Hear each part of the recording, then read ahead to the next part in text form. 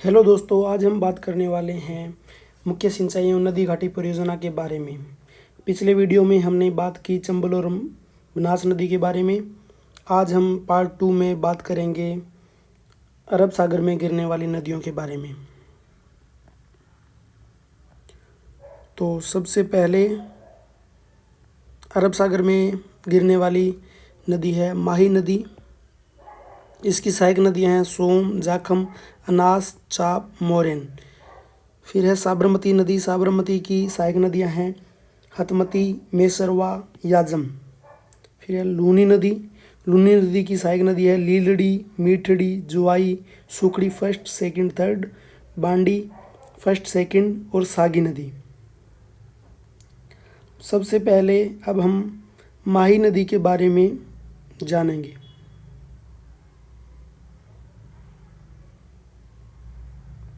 माही नदी ये राजस्थान की बॉर्डर है, ब्लैक वाली जो बॉर्डर है, और ये है मध्य प्रदेश और इधर है गुजरात।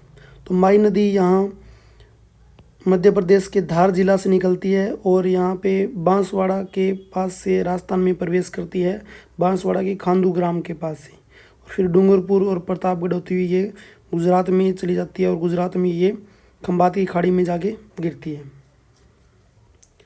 और माही नदी ये कर्क रेखा है, कर्क रेखा को 2 बार काटती है। तो मध्य प्रदेश के धार जिला से निकलती है, विंध्याचल पहाड़ियाँ से और मेहद झील से। ये राजस्थान में बांसवाड़ा की खांडू ग्राम के पास से राजस्थान में प्रवेश करती है। इसके प्रवाही क्षेत्र को 56 का मैदान कहते हैं। इसे वागड़ व कांटल की गंगा तथा दक्षिण राजस्थान की स्वर्ण रेखा के नाम से भी जाना जाता है। इसकी कुल लंबाई है 576 किमी, जो मध्य प्रदेश, राजस्थान और गुजरात में, परंतु इसकी राजस्थान में लंबाई 171 किमी है। यह कर्क रेखा को 2 बार काटती है और ये खंबात की खाड़ी में जाके गिरती है। बांसवाड़ा में बोर खेड़ा ग्राम के पास में इस पे माही बजाज सागर बांध बना हुआ है। चाप एवं अनास नदी है, इसमें बाईं तरफ से मिलती है जो सहायक नदी है, और बाकी सभी नदी इसमें दाहिनी तरफ से आके मिलती है। माई, सोम और जाखम का जो त्रिवेणी संगम है, उसके ऊपर एक त्रिवेणी संगम पर मेला लगता है, बेणेश्वर मेला, जिसे आदिवासियों का कुंभ भी कहते हैं। माघ पूर्णिमा को लगता है। स्थान बेणेश्वर और जिला डूंगरपुर में। आगे हम बात करेंगे साबरमती नदी के बारे में। साबरमती नदी का उद्गम होता है राजस्थान की उदयपुर जिला है, उदयपुर जिला की कोटड़ा तहसील है, वहाँ से अरावली की पहाड़ियों से इसका उद्गम होता है। और फिर ये राजस्थान में 45 किमी बहने के पश्चात ये गुजरात में चली जाती है और गुजरात में ये खंबात की खाड़ी में गिरती है। उद्गम राजस्थान उदयपुर कोटड़ा तहसील अरावली की पहाड़ियों से। इसकी कुल लंबाई 480 किमी है, राजस्थान में 45 किमी है। इसके ऊपर गांधीनगर और साबरमती आश्रम इसके तट पर है। खंबात की खाड़ी में ये जाके गिरती है। इसकी सहायक नदियां हैं वाकल, सई, हतमती, मेसवा, वेतरक और माजम। आगे हम बात करेंगे लूनी नदी के बारे में। तो ये लूनी नदी का मैप है। लूनी नदी का उद्गम होता है अजमेर से, ये अजमेर है, अजमेर की नाग पहाड़ियों से, फिर ये नागौर में चली जाती है और फिर ये पाली और जोधपुर की बॉर्डर से ऐसे होती हुई बालोतरा बाड़मेर में चली जाती है। बाड़मेर चली जाती है। यहाँ पे बालोतरा बाड़मेर के बाद इसका पानी आगे खारा हो जाता है, क्योंकि आगे लवणीय मिट्टी के कारण इसका आगे का जल है जो खारा हो जाता है, और फिर ये गुजरात में कच्छ में जाके विलुप्त हो जाती है। इधर पाकिस्तान है, ये है गुजरात, और इधर है मध्य प्रदेश। राजस्थान के संपूर्ण प्रवाह क्षेत्र का ये लगभग 10.4% इसका अपवाह क्षेत्र है राजस्थान में लूनी नदी का। कुल लंबाई इसकी 495 किमी है। इसे लवणवती के नाम से भी जाना जाता है। अजमेर की नाग पहाड़ियों से इसका उद्गम होता है। जसवंत सागर बांध, या जिसे पिचियाग बांध भी बोलते हैं, ये बिलाड़ा जोधपुर में है। इस नदी पर इस नदी का उत्तरी क्षेत्र है वो थली के नाम से जाना जाता है, और इसमें सभी जो नदियां हैं वो बाईं ओर से मिलती है, परंतु जो एक जोजड़ी नदी है, इसकी जो सहायक नदी है वो दाईं तरफ से आके इसमें मिलती है। ये क्वेश्चन पहले भी एक बार आ चुका है। दाईं तरफ से कौन सी नदी मिलती है? जोजड़ी नदी। इसके भाव क्षेत्र को सांचौर में नेड़ बोलते हैं और जालोर में नेड़ा बोलते हैं। लूनी नदी का पश्चातवर्ती प्रवाह क्षेत्र जिसे गोडवाड़ क्षेत्र के नाम से जाना जाता है।